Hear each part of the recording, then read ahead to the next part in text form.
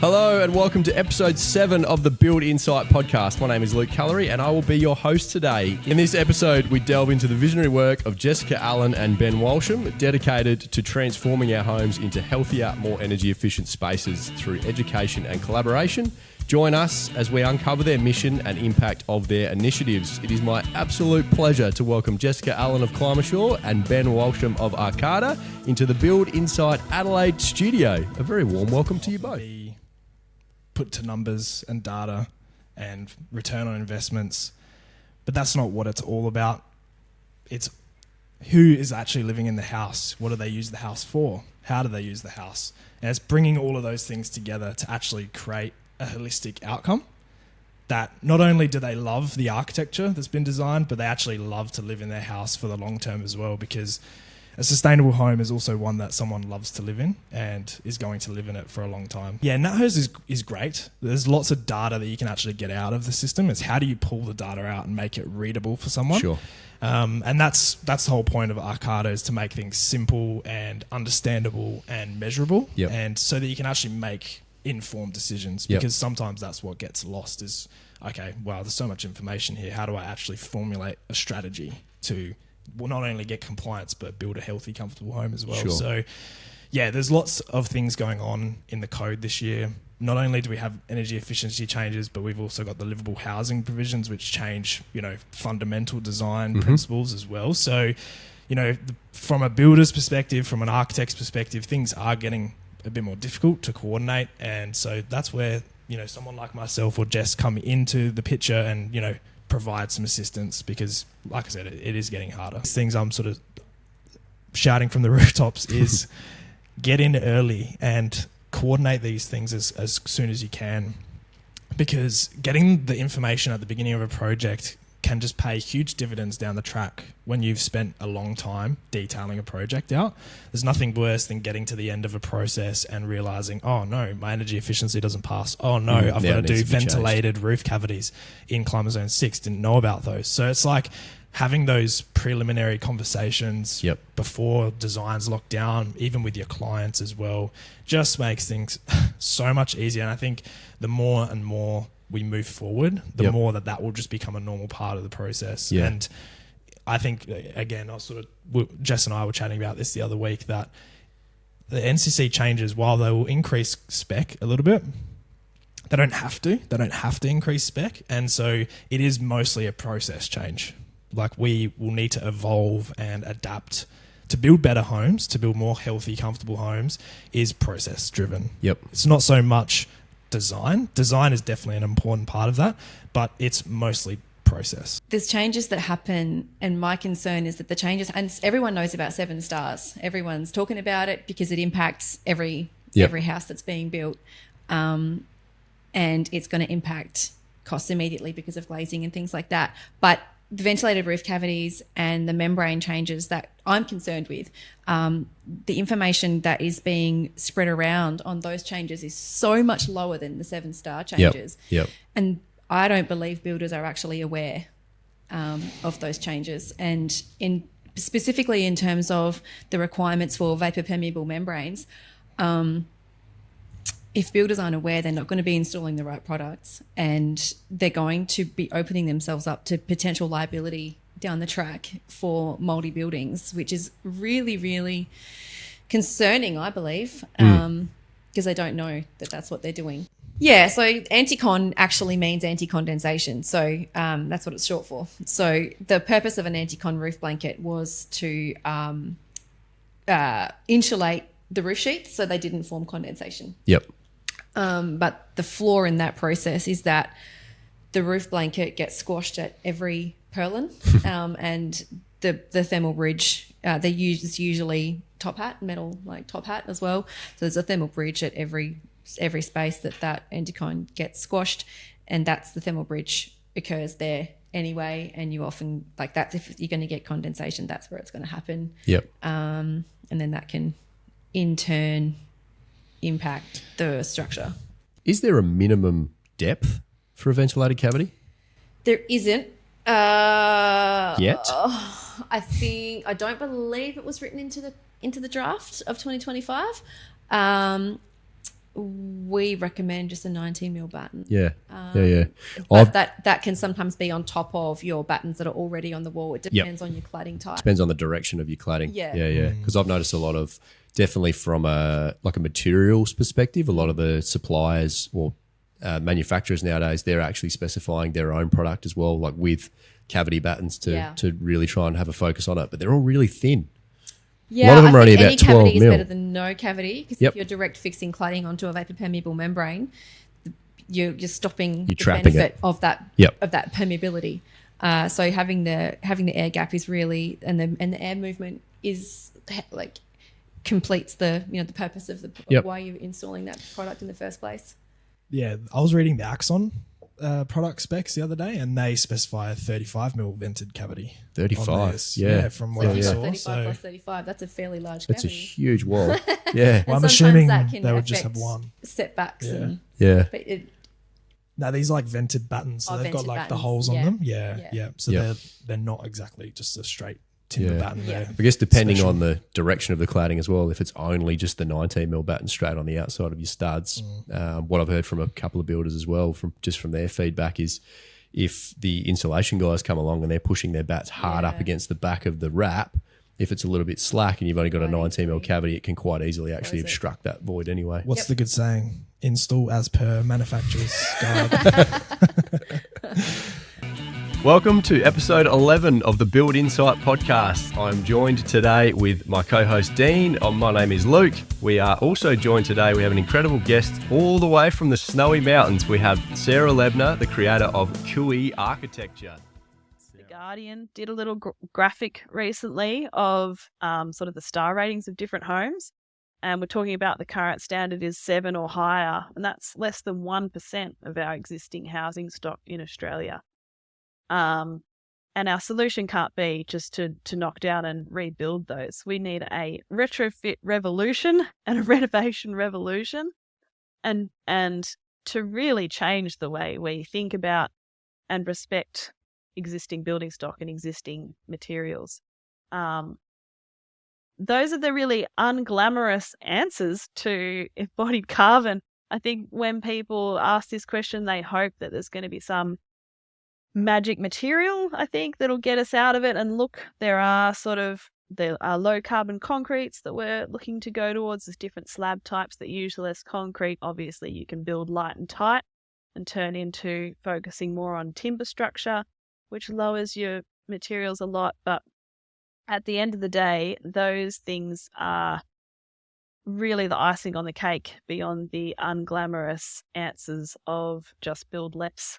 Yeah. Well, on that as well, like you hear, especially with young tradies coming through that don't, they haven't got the education yet. Like there's too often it's thrown around that, it's built to code and we're building it, as per Australian standards. But when you really break it down to someone and explain to them that, yes, the National Construction Code is there for a reason, but that is the bare minimum. That is the minimum requirement to build a project one step above being illegal.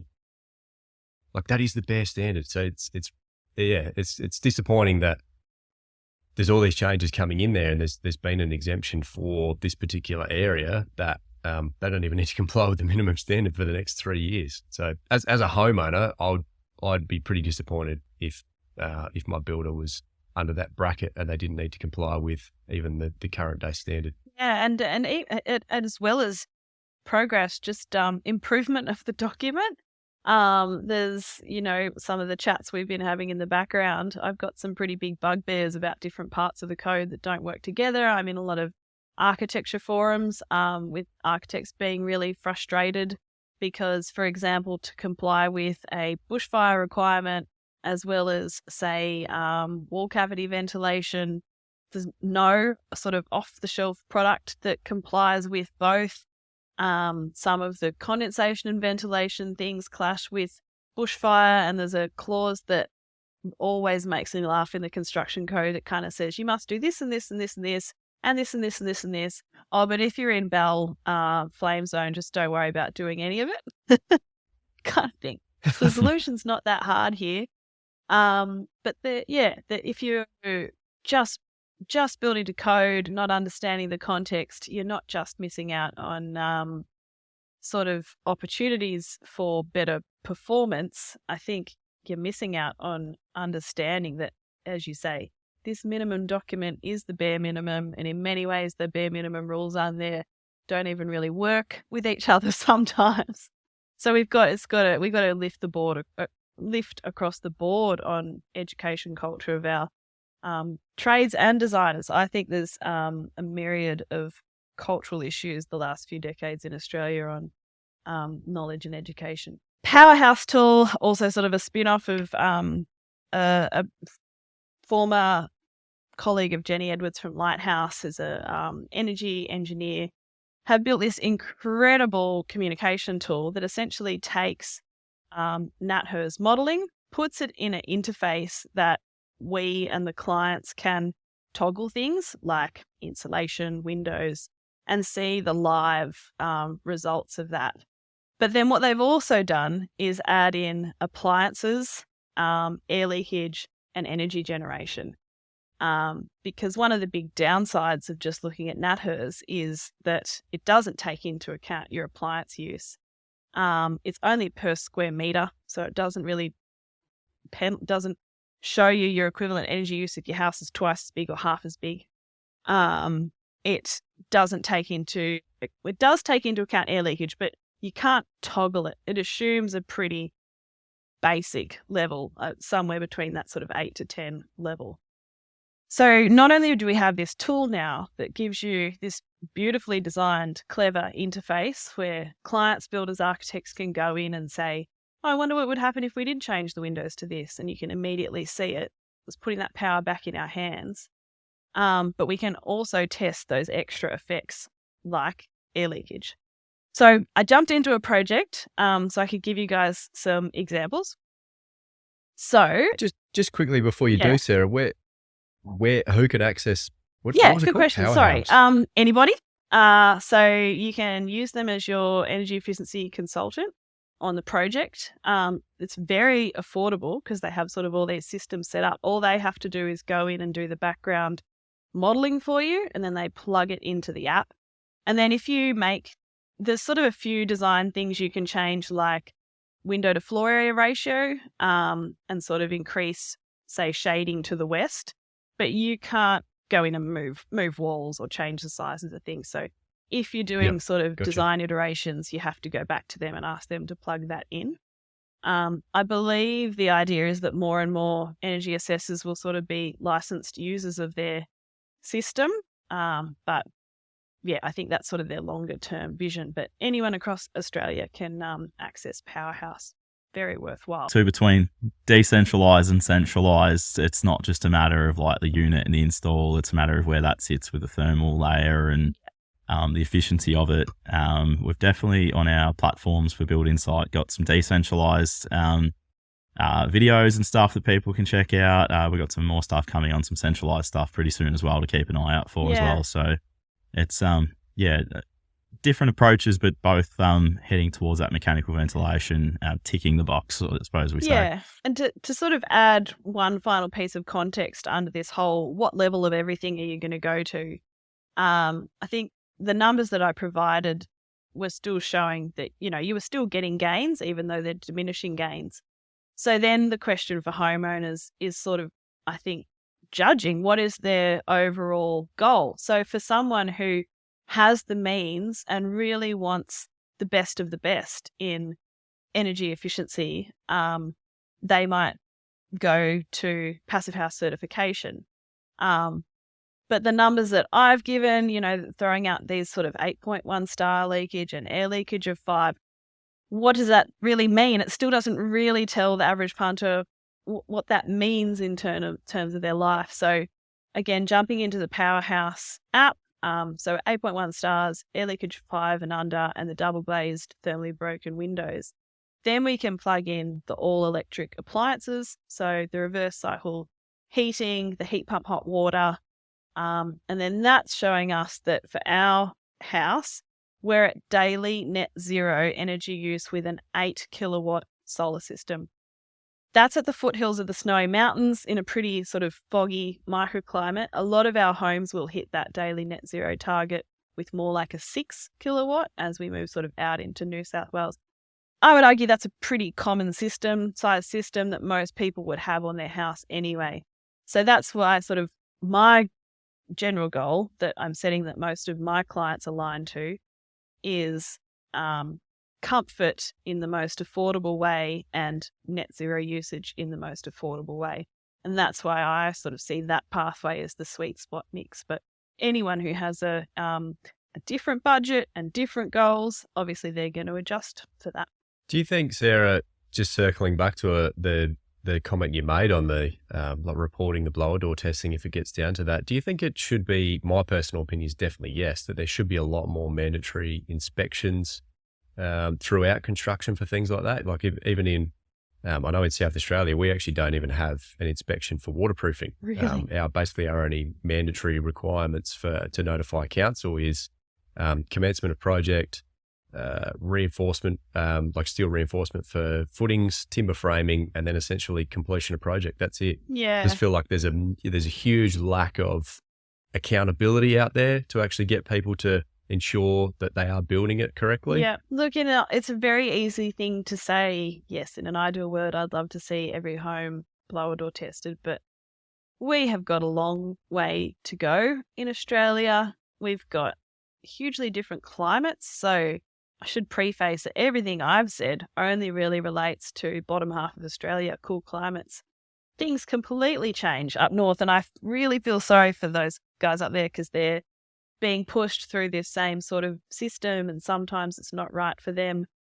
We've got huge regional expanses where, it is expensive just getting a geotech engineer to some sites that I work on. So getting every person that needs to certify something is going to be a huge cost. We would not have enough people adequately trained. Like, it's a big sort of messy questions, isn't it? So while it's really easy to say, yes, I'd love to see it, and I certainly encourage all of my clients to get it done, there's a much bigger reality there. It's the same for bushfire. So I do a lot of design for bushfire. It's also not signed off as built, and it's similarly as critical because it only really takes, just like it takes one big gap to affect your energy efficiency, it only takes one gap missed to be an ember weakness in your house. So I think that's a messy question that I don't know the answer to. Hello, everybody, and welcome back to another episode of the Build Insight podcast. We are episode 12. We have an awesome, exciting guest today. This bloke is absolutely blazing a trail in some of the most iconic country towns. Matt Sims, the man behind MS Constructions, based in Cobram on the Cobram-Barooga border along the Murray River. He has gained about 12 years in the construction industry so far and on his own. Matty. It's important as a builder. You've got to be able to have time away. As much as we all love and got a passion for what we do, it's been great to go away to the middle of a dirt paddock and do these horse events with the kids and watch them prosper and grow. And it's been good, but it does keep us busy and on our toes. Definitely, mate. You're dead right there. I say to everyone all the time, I absolutely love what I do. I'm so passionate about it and really thoroughly enjoy it. But it gets a point after a little while. You just got to get away from it for a little bit. Just get away and hopefully find as little phone service and little people and just let yourself de-stress for a little while. Oh, definitely. And it's not a part of not liking the business. I just think it's something you got to do. The hardest bits, I get pretty guilty when I'm not at work. Like, I feel bad for not being there with me crew or with the boys or with the clients. But you're not alone, mate.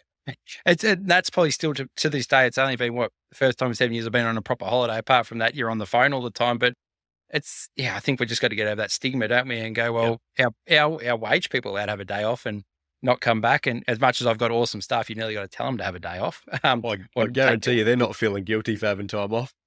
No, but I think we've another thing we changed in the culture. That's something being big on this year. Take time off, be with your family. If your kid's sick, go home and be with your kid. Like, that's what I think has been a bigger shift for me in the last 12, 18 months, that family comes first. And whether you're employed with us or not, that's the first thing. Why do you think there's that guilt there, Matty? I still don't know. I think it's just years of I've been brought up like that. My parents have worked really hard, and I guess, I don't know, it's just that stigma around people saying, oh, you're off again, you're not here.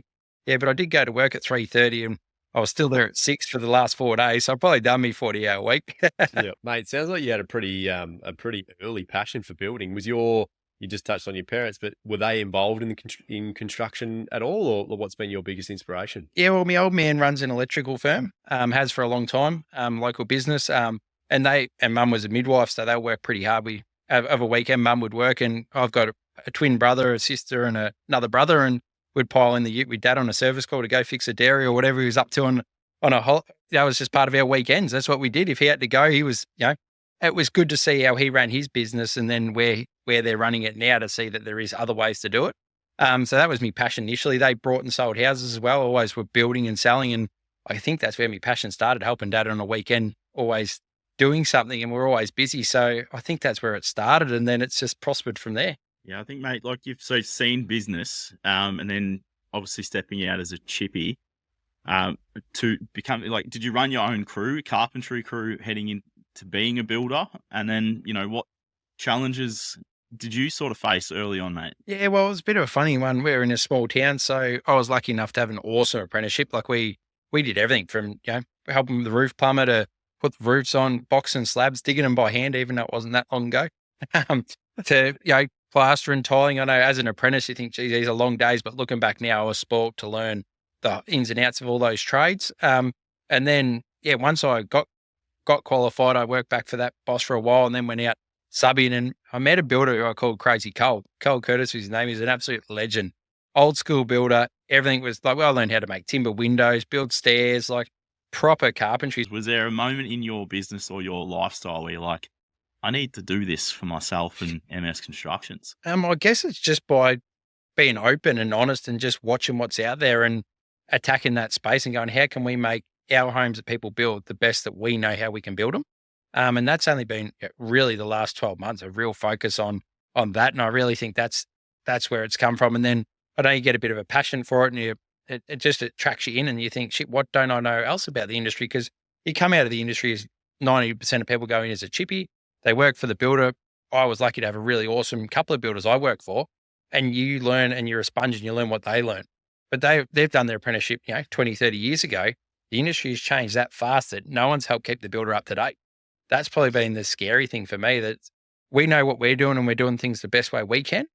But the other option is now we've got to educate our tradesmen. Like that's where they've been the hardest thing. Yeah, it is bloody scary, isn't it? About sort of, I guess, exactly what you said, the lack of education out there. And I think I've said this on a previous podcast already. I bloody hate plugging social media, but it is an incredible resource now actually to be able to share that information. Oh yeah, I hate social media at the best of times, but now that I'm on it, I'm like, I just see these builders, or you see builders get in trouble, and we've had our dramas in the past too, and it's just like, we don't know what we don't know. Like, down to what client suits you and all those sort of little things that just make it such a dream. There's obviously some changing times in the industry at the moment with emphasis on building smaller and healthier homes. I have actually noticed some of our chats as well, looking at your socials. You've obviously got a nice interest now in using some of the high performance building wraps and building in a different way as well. What are some of the things that you're doing to upskill yourself and your team as well? Yeah, Lukey, I think it's an awesome time to be in the industry. It's forever changing actually. So it's over the last 12 years, I think we've had the most change in the last 12 months. So we're upskilling. Like I took my team down to Devon, the boys at Performance Membranes, to use the Pro Climber wraps properly. I think that's been the best move we made. That's just religious. That's every job now. We do it with the Pro Climber wraps. We're working our way up to box gutters, roofs. I think that's the way it should be done to build a better home and a forever home. And we've also done, Katie, my office, and myself did the Zara Dakota Healthy Minds Mastermind. And that was really good for a generic chippy who's come the way I was taught coming through. That really opened our eyes to, you don't know what you don't know. And it opened our eyes to some things that we could be doing this better, like moisture testing our timber. And then, I don't know, that just sparked an interest in me to go, well, what don't I know? What else have I got to find out? So, where I love looking at the passive house space, looking at where that's going. I would love to go do my passive house tradesman course training just to get more knowledge. Not necessarily be a passive house builder, but just to, again, build. If we're doing that pre-construction process, the more knowledge that myself and the office can have, that better home we can build for that client. And that's where you're saying about building smaller. I think that's where we can encourage that a bit more, because we know the more we know about sustainability, the more we know about how people live in their houses, what sort of sports do they play, how do they operate, how do they function in their house. Like it's really a space I hadn't thought about before. Normally, you used to get the architect to design it, you tendered it, you build it. Oh, it's been huge. So it's been a bit of a combination of a lot of things come together. But and looking into how we can seal those houses up energy efficiency wise as well, so we're not using heat and coolers, and really looking into HRVs, and there's just so many health benefits from that.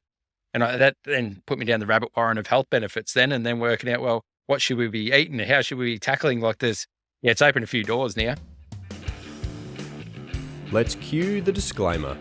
I need to let you know that myself and the Build Insight team are in no way, shape or form qualified to give you personal or specific business advice.